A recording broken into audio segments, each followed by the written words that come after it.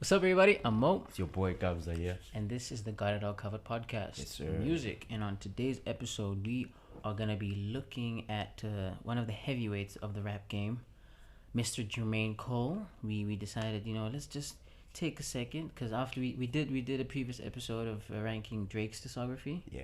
and Studio just studio albums, and we just thought, you know what, maybe let's just let's keep it going. So now today we're gonna be doing Jermaine Cole's studio albums, and yeah, it's gonna be a fun time. It's gonna be a fun time for real because J. Cole actually had fun when he made this album. Definitely. So he has a strong discography. We don't find we're not uncomfortable saying that J. Cole hasn't missed on his album discography. It's solid. Solid. In him. And let's Definitely. jump to the first one. Oh. I know people are gonna say, the debut album. It's always the debut album. You guys are always ranking the debut album last, but that was fresh. J. Cole. He had a brush cut. He had A brush. It was a cool brush cut. It was a nice brush cut. I'd say that even when we were ranking, I think ranking was the Drake, right? Yeah. Even with Drake, I think his debut album was last night. Yeah, it was the first. Was the first one, and I wouldn't say it's because it's bad. We're not saying it's bad albums. I'd say for J. Cole specifically, it wasn't a case of it being a bad album. I'll just say that there are albums that were much stronger. I'd say it's stronger the right word to use, but I'd just say Stronger. I'd say stronger. I'd just say like he got better. He got better. I think he just got better when you compare Cole World to the likes of Born Sinner and other albums. You can tell that, like, you can really hear that there was just a difference, which is a good thing. I mean, I'd say that if an artist does not improve from the debut album, there's something wrong. So I'd say it's a testament to say how much he's grown from where he came from to where he is right now. So I'd say True. Number 6, Cold World, and I mean, Cold World does have. And yeah, it does. I mean, can't get enough with Trey songs. That was a smash hit back in the day. In the Morning with Drake. Workout with the Kanye sample. Lights Please as well. Lights Yeah. Please is what made Jay-Z sign J. Cole to his record label. Fun fact, if you did not know that, now you know. So I'd say that it does have. I'd say as Workout as well. That was also a very. The Kanye sample was used to perfection. That was I think it was his breakout song. That was the song that broke him into the mainstream. So I'd say this album is for the J. Cole stands especially. This is an album that is really remembered very fondly. I'd say that definitely very, very fondly. So I'd say this is a very solid album. Dollar in a Dream was also a nice song. But the song with Jay-Z, I mean, that wasn't what I was expecting from a Cole and Jay feature. I mean, that was Jermaine Cole of 2011. Take Jermaine Cole of 2014, or and put that Jay-Z, you probably could have gotten a banger. But I mean, ifs, buts, and maybes. We can't just. It's all. But yeah, number 6, we're gonna put Cold World right there. We're just putting it there. We're not saying it's bad or it's anything. We're just saying, with all of these albums, it's the 6th best. We're just gonna put it in a nice bow and we say, yeah, it's the sixth best. Yeah. So yeah, on to number 5. Number 5. What is number 5? This one is the most recent album, the off season. You actually had a tough time deciding the next 3 spots. Yeah, actually, there were times where we were chopping and changing. We were chopping and changing because we were not sure where to put what, where, how, what, in what way. Because I'd say, as he said before, I feel like J. Cole hasn't missed in terms of like putting out an album. I'd say like all of his albums are strong in their own rights. They're very different, but they're very different in a very good way. I'd say. True.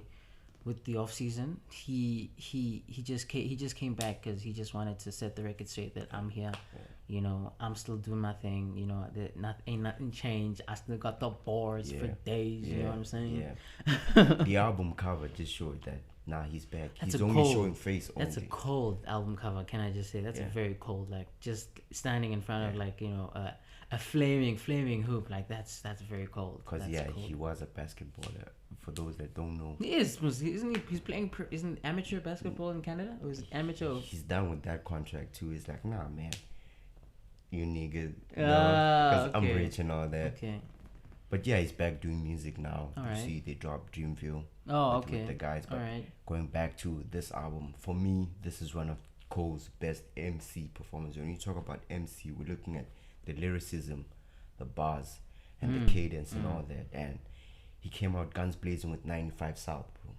True. Yeah, that's a very nice intro. I'd say going into a very anticipated J Cole album. I think the last time he had dropped was before 2021. It was 20. He dropped his last album was KOD, Which was what 20 was 2018. 2018. It had been quite a while since he had dropped any project. I think if you don't count the Dreamville projects in the middle, he hadn't really dropped much music like in terms of like an album. So there was a lot of anticipation with the off season, and I'd say he didn't disappoint in a way. I mean, Not at all. not at all. I'd say the reception for the album, it was. I'd say it was you. Mixed. It was mixed. I'd Yeah, say it was it was. mixed. I would say usually when it comes to J Cole album, there's mostly positive. There will be the detractors, but most of the time when he drops an album, it's usually positive. But this one, there were a few mixed reviews. Some people were not really, or they were hoping for more. I'd say, but I'd say for me, this was a good album. I'd say this was a really good album. And it does have some slappers, My Life, Let Go of My Hand, Pride is the Devil with Lil Baby. With Lil Baby, definitely. And it has great rap performances on the interlude, the climb back. We already mentioned 95 South, 100 Mil. Like I said, this is one of Cole's best MC performances on an album, man. True. It could have been higher, but at this moment, it ranks just fifth best. Just fifth best at this current moment. Obviously, it could grow on us. As usually, we like to say, the replay value it changes depending on how long. I'd say maybe at this current moment, because it is quite new, it is quite recent. We'd say, at this current moment, it is fifth best. So, yeah. And yeah, man. At the fourth spot, Fourth we got spot. KOD, Kids on Kids Drugs. on drugs. Kids on drugs. 2018. This was after 20. For Your Eyes Only, For Your Eyes- 2017. Wait, this was For Your Eyes Only came out. 2017. Oh, okay. Oh, so this was all right. Okay, so I mean, this is also those albums that also got mixed reception, because some people they were not used to J. Cole trying this new sound of his, because this one was, you could hear that this one he was really trying it. You can hear it's very trap beats. It's very heavily influenced with the trap beats, very very heavily influenced with that trap beat. So I think for what he was trying to do on this album, that's what it needed. It needed some trap infused songs to get to the people that this album is sent out to. Because you might just listen to this album, ATM, it's a slapper, we know, but this album was a message to the cloud era, the SoundCloud rappers. As we all know, 1985, he was coaching, he was advising, he was dissing Lil Pump, telling him that, bro, your time is gonna run out. The people that are listening to your music are gonna grow. And you realize that you're only big because you're following trends. You should have bought that home instead of buying that Benz.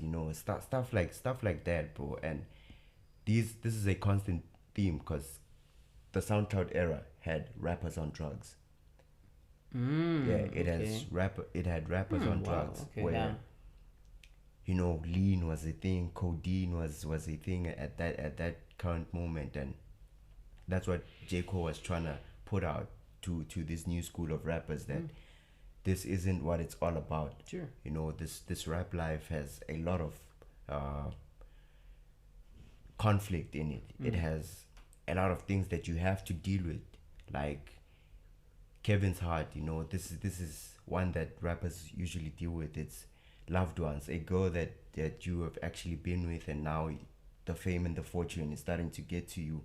I love her, I don't want to lose her, but you know that now I'm famous now. I can get any girl that I want, but I have this girl that's close to my heart, and I love her, I don't want to lose it. This album is, he did what he wanted to do on this one. I don't know about you, bro. No, that's very interesting that you say that. I'd say those are some very good points. I'd also say that maybe with this album, I think he was also trying to set the tone that, you know what, I can also jump on these trap beats, and I can also do bangers on these trap beats. Yeah. I don't only just have to, you know, be like, you know, do my usual thing. I can also come out of my comfort zone in a way and do something different, and I can still make it work. Yeah. And I'd say things that he touched on a lot of things on this album. There's a lot of things. I'd say I was very surprised when I saw like the reception for it, because there are some people that enjoy it. It's either you enjoyed it or you didn't. Especially like on the day that it dropped, there were some people who were saying that, nah, this is amazing, this is incredible, and some people were saying that, what is he trying to do? But I'd say I like the fact that he was touching on a lot of. I say this is classic J. Cole. He's touching on like serious issues. He's talking about topics that are affecting, you know, the community, and I'd say touching on topics like infidelity, on like sobriety, on, you know, all these things. And I'd say he did it in a very good way, in a very I'd say in a nice, concise way, especially with this album. I'd say this was one of those albums that, you know, it was, I wouldn't say it was return to form, because he never went off form, you know. I'd say that I think he did his thing on this album. I'd say he challenged himself, and and it worked, and I'd say it worked in a lot of ways, for sure. And yeah, bro, like it's a solid album. I'd say it's a very solid album. I'd say for some people they could even put it higher. I'd say for some people, I think it just depends on how you listen to it, because obviously music is very subjective. Yeah. But I'd say for us, when listening to it, I'd say that I do listen to it. There are some songs that really get you in a very good mood. There are some songs that you can bump to. Like it has the duality in this one is quite amazing, because I love that you mentioned that, because something that we have noticed going back to this album is that it's divided into two parts. The first 6 tracks, you have more the bop and the trap infused songs, and the second part, from Kevin's Heart to The Fall Off, that's where, you know, he gets into his conscious zone. Very, very concise, very just like very meta-conscious, like very, going bar for bar, talking about the things that really are, because like there's even songs where like most of the songs are like they're pretty long towards the end of the album, so you can tell that he really wanted to get his point across. And I'd say one of his best songs, Friends, I think, you know, check out his BET performance of Friends. It was wow, just very chilling. So I'd say, you know, KOD, it's an amazing song. It's an amazing song. For us in the new generation, we do have friends that are kids on drugs, you know. True. We relate to it. True. And that's what I appreciate with this one. It's a very relatable album, and it is for us, the new generation of kids, you know, but more specifically to the rappers. But I love that I can relate to this, because most of the topics that he's touching on, it's what the youth is getting affected by. True.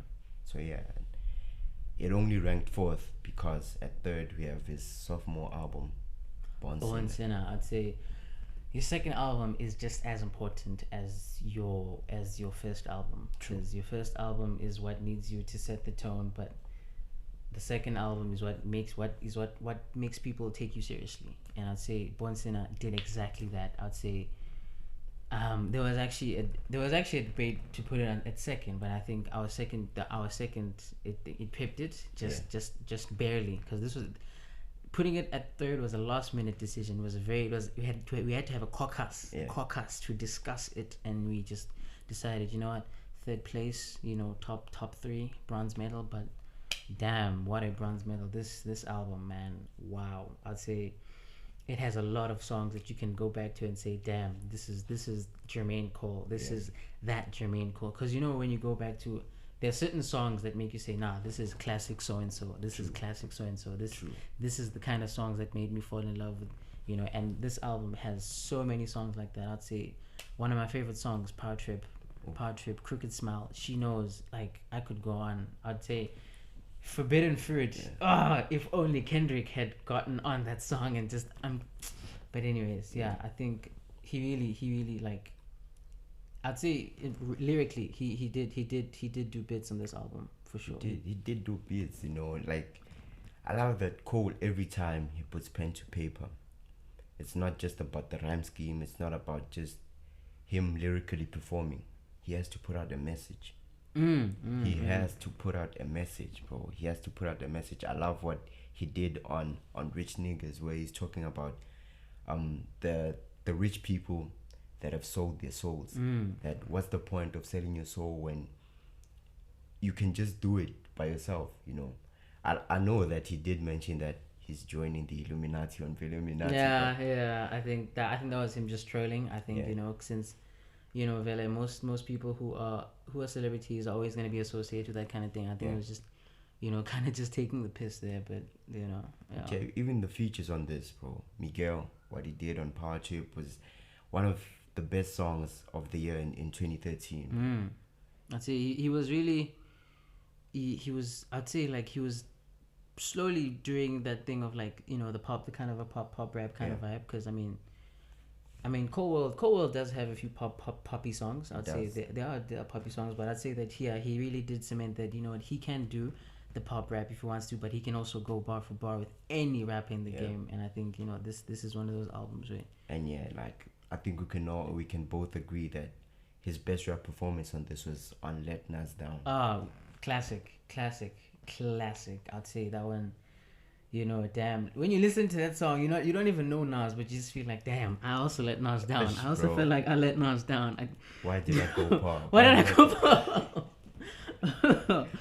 Hey man, I think it's these kind of albums that make you just to understand that, nah man, J. Cole, this is the kind of rapper that is that he can really bare himself down to bare bones and just like really be very personal. And I'd say J. Cole is those rappers that has a really good connection with his fan base. True. He has a very good connection with his fan base, and I'd say in the music that he puts out, he really wants to let it all out. I'd say he doesn't let anything go. He really lets it all out, everything. And I'd say Born Sinner, second studio album. I think there's a line where he said, "I'm gonna drop the same day as Kanye." I'm just like, the fact that this is your second album and you have that kind of confidence to go bar for bar with one of the goats, Kanye West. Like, I think you could tell that he was confident. Like, he was really confident, and you could feel it in this album. And definitely, he did his thing here, 100%. And again, it's different from the other albums where it had more of an R&B feel to it. Like we mentioned, KOD had trap infused, and this one had one of the best groups in female R&B, TLC, adding that R&B vibe to Crooked Smile. I love that he went back to 90s hip hop to get a few influences, and he brought out songs like Trouble, Illuminati, already mentioned Rich Niggas, and Born Sinner, and Forbidden Fruit. I love the production on this album. Yeah, that was amazing, also great. Amazing, yeah. I think there are a lot of, I'd say in this album there are a lot of people who would say my favorite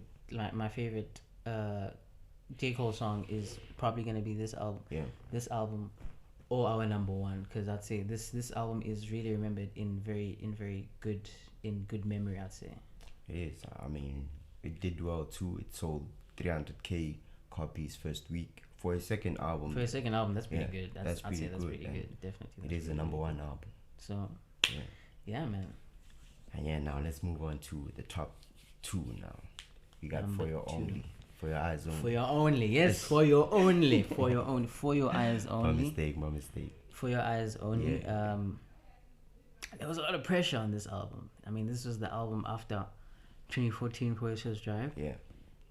And after dropping a classic, now you need to step up to that level.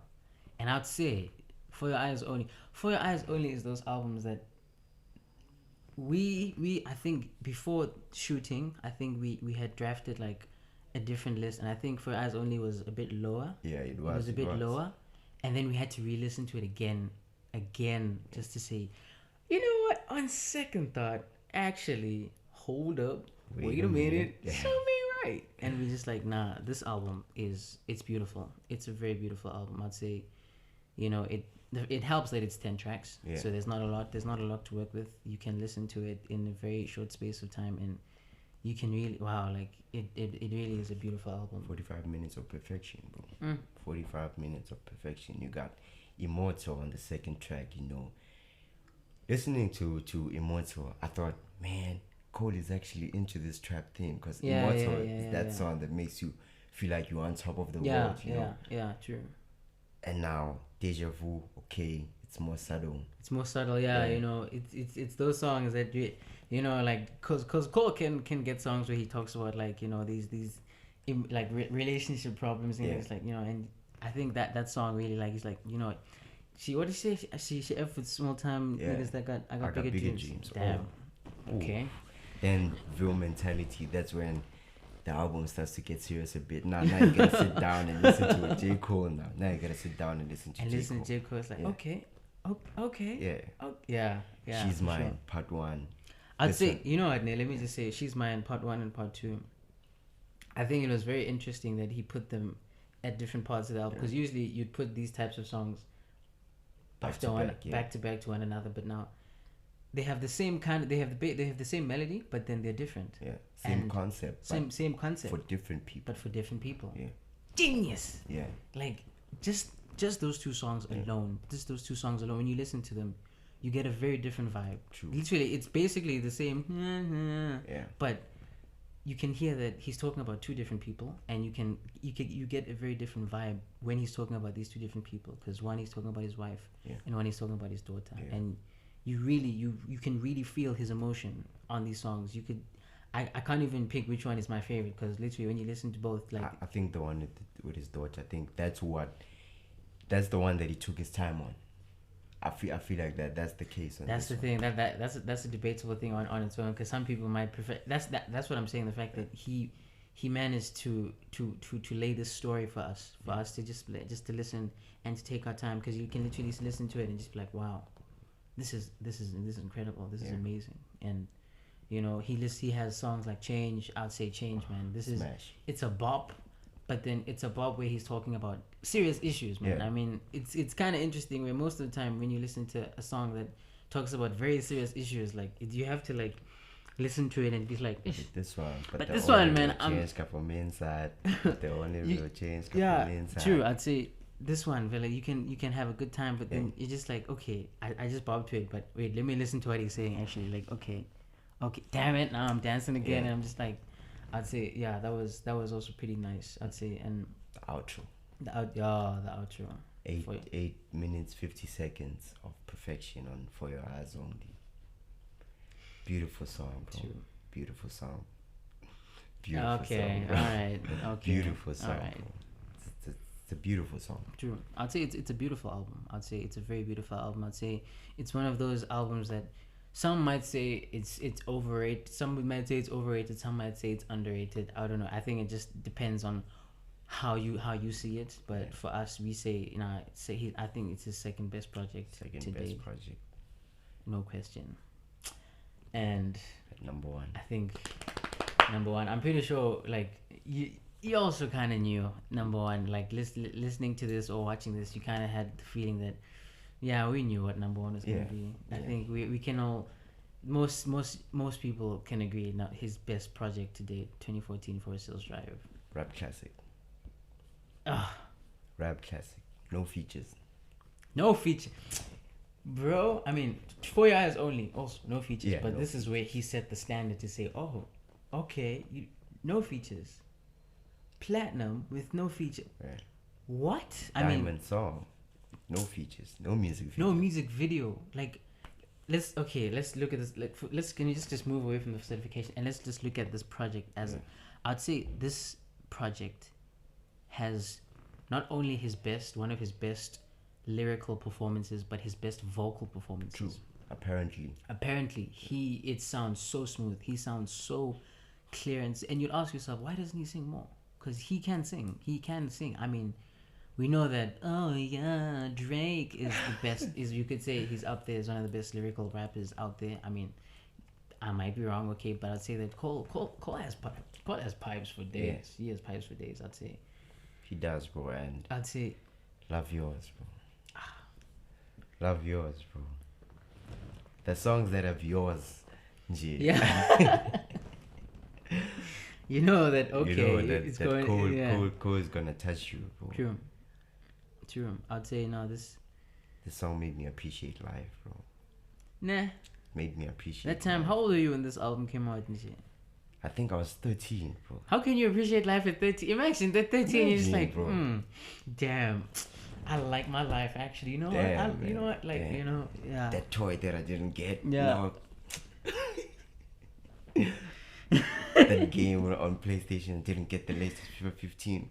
But no one can play my 13. FIFA 13, I'm fine. It is what it is. It is what it is, bro. I'd say, nah, man, this J. Cole, like, literally, I'd say Wet Dreams. Storytelling at its finest. At its best. The music video, too. The music, yeah. I think, most people were listening to this album saying, I wonder how the music video, like, the way, you don't even need a music video. Like, he didn't even need to release a music video for that song. The picture was already in your mind. The picture was already in your mind. He already... I think this is one of the best, like, in terms of storytelling. Like, I think J. Cole, like, that's one of his main strengths. I think he's very good at telling a story and painting that picture for you with his music. I'd say he paints a picture in such a clear and perfect way. And I think songs like Wet Dreams and even GOMD, he just went mad. He just went mad on that one. He just went crazy on that one. And A Tale of Two Cities. A Tale of Two Cities. I mean, the way he went hard at this beat, bro. It's one of his catchiest songs. You could fit this GOMD and A Tale of Two Cities on KOD. True. Just they'll slot in quite well. And no role models.